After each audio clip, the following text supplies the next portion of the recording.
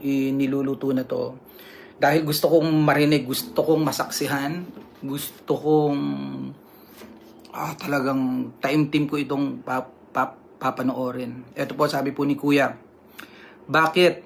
Alam niyo po ba ang lahat? Kung hindi niyo po tanggap ang pag-alis ko, wala na po sa akin yun. Tanggapin na lang po nating lahat. Huwag po kayong mag-alala. Huwag daw po tayong mag-alala. Magsasalita po kami ni Luis kung talagang maganda po ang trato.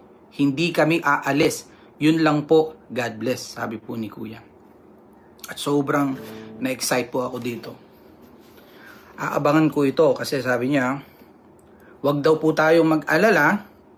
Magsasalita po kami ni Luis kung talagang maganda po ang trato. Yan. Yan, aabangan ko yan, Kategram.